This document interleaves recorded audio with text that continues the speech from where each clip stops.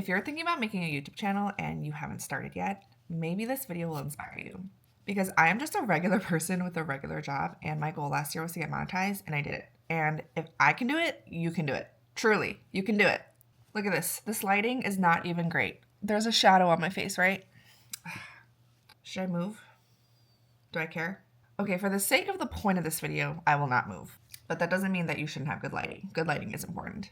Okay, so hi, I'm Sharon. Like I said, I'm a regular person with a regular job, trying to do YouTube on the side. Also because I want to make videos about helping women with their relationships, whatever. I like food, things like that. That's kind of what my channel is about. But last year I made a commitment to do 1 long form video a week and 5 short form videos a week. My goal was to get monetized and then to see what else happened. In this video, I want to tell you all the things that happened, what I learned, and what my plans are for this year. If you're just starting out, seriously, it's already February. Let's get back on the horse, or get on the horse in the first place. Let's do it. You can do it. You can do it this year. Let's do it together. All right, so you probably care most about the money piece, so I will share that with you right away. So I've actually never made a video where I recorded my screen, so already learning stuff just for this video.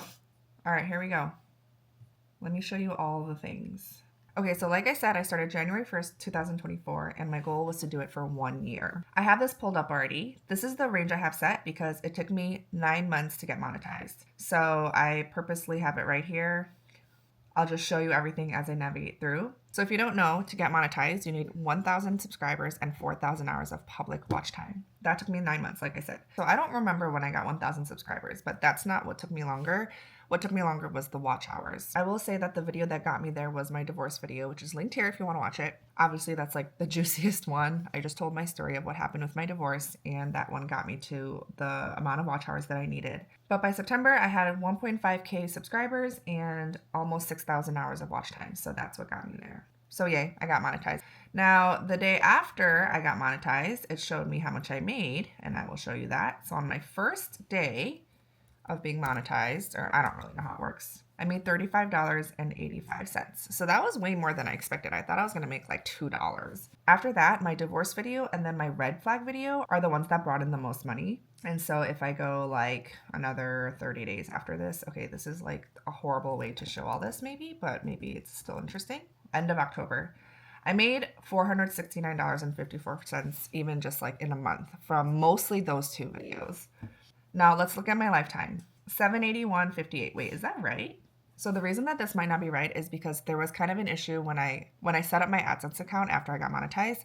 I accidentally made it a business account and not an individual account. So that's like a side tip. If you get monetized and you set up your AdSense account, make sure you set it up as an individual account because otherwise you have to like figure this out, and it was really annoying. So anyways, I had another 197 I remember in my old account. So really I made something like that, $978.58. So that was my lifetime. So as you can see, in the first 30 days, I made like $400 or whatever, but that really plateaued. And ever since I was monetized, so what is that? October, November, December, January, February, 5 months, I made almost $1,000. So that is the money side of it if you're interested in that. I'll show you a little bit about how it works. See, right now I only have $23 in there because I haven't been making videos. I'll show you a little bit of what it looks like per video. So we'll go to the analytics of this red flag video. This video brought in $217.64. It was the second biggest performing video for me, brought in the second most amount of money. My divorce video brought me in $373.95. So this one has 64K views on it and it made this much. So just as a frame of reference. Okay, we'll just pause here. So for any of you wondering how it works and when you get paid per 1,000 views. So there's something called CPM and RPM. CPM is how much advertisers pay per 1,000 views on your videos, and then RPM is basically how much you get per 1,000 views on your videos. So just as a frame of reference, for my videos, let's see, for the divorce video, let's go back to the divorce video. My RPM was 580 per 1,000 views. If you make videos about like tech or finance or something, I think the RPM is higher for those. So it definitely depends on what your videos are about. I think YouTube is pushing out small creators this year. I saw a video about that and I also noticed it on my home feed. So I think it's a real thing. That's part of the reason why you should start now, by the way. But I haven't done a single thing this year in 2025 and I've still been getting views on my divorce video and I've gotten 37 subscribers in the last 28 days. So very interesting. So yeah, that's a little bit of a summary of my monetization and how much I got paid and things like that. But what else did I say I was going to talk about in this video? Basically, what I've learned is that consistency is important, and it is so important. You have to put out videos, make a schedule for yourself, something that feels reasonable and feasible to you, and do it. It's like any other commitment. You don't want to get up and go to work, you got to go to work, you got to make money. Think of it like that. You have to put out a video consistently if you want a chance at growing your channel. On top of that, you can't just put out any video. So last year, that was my mentality. Just put out a video, any video. But this year, I do want to focus a little bit more on what do people want to see? How can I start my video to be more interesting so that people stay and I have that hook to make sure that people stay on my videos? What topics are people interested in? I really like what this one creator said about how the word niche is a little bit outdated now, and how when you make your own channel, sure, you can think of a niche in the sense where you got to make content about stuff you're passionate about and stuff you like. But instead of thinking of it as a niche, think of it as like a target audience. I forgot the word exactly that she used, but that's essentially what it was. So for me, my target audience is young women in their 20s and 30s who are looking for a relationship or in a relationship, who also like to eat really yummy food and maybe are starting their own families, or maybe they're not and they're struggling with that, or maybe they're not.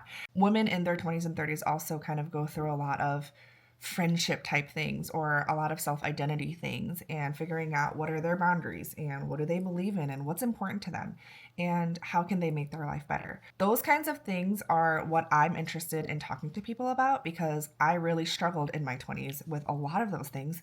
I'm in my mid 30s now, and I feel like I have something to offer with that. I've also been in a marriage before this one, and I've just learned so much through that. Another part of my target audience might be Christian women, maybe Christian Asian women. That's a huge part of my identity, so I just feel like I have more to say about those types of things. So when I think of my target audience, what are some things that they would like to see? Let me tell you all the ideas that I could have from this. And of course, our friend ChatGPT helps a lot. Literally, watch this. I have a YouTube channel, and my target audience is Asian American Christian women who may be struggling with friendships and romantic relationships, period. I have been divorced and have a lot to offer from my thoughts about finding healthy marriages and relationships, period. What kind of content should I make? Question mark. Tell me in the form of titles. Right off the bat. How to build stronger friendships in your church and beyond. Signs of a healthy friendship and when to walk away. How to overcome loneliness as a Christian woman. Christian dating red flags you should never ignore. How to attract a godly man without losing yourself.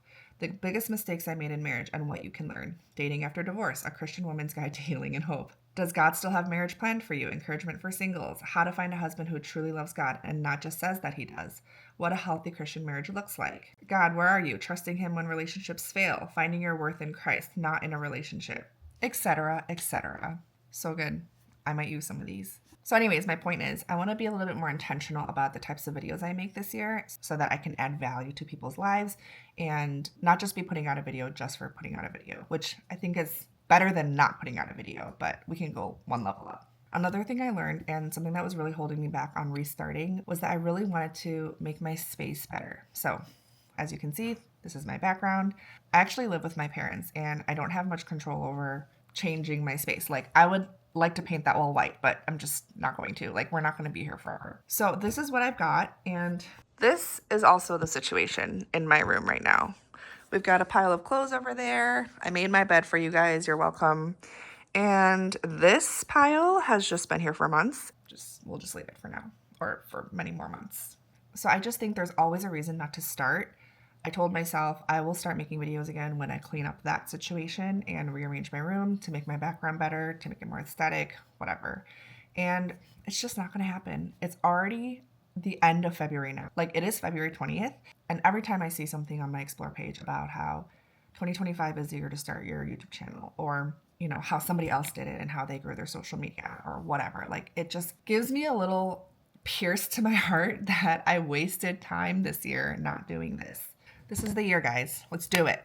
Like, truly. I think YouTube is really putting out small creators, and I heard a reason as to why. It makes sense. I'll link that video down below. It was actually really helpful and motivating to see that and to say, okay, if people are going to see my stuff on their Explore page, it's going to be this year. I've seen people on my Explore page with like 37 views. Like YouTube it's like a real thing, at least from what I've seen. This is our year. Every single year passes by. It goes by so fast. You all know January is always really long, but then the rest of the year just flies by. It's going to be 2026 and you're going to say, I wish I started in 2025. And then you're going to do that every single year if you don't start.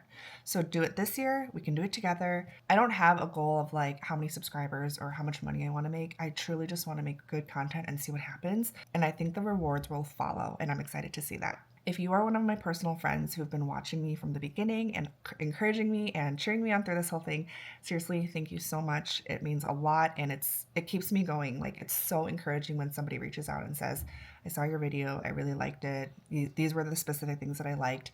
Can we talk more about it? That's happened to me a few times and it's seriously so encouraging.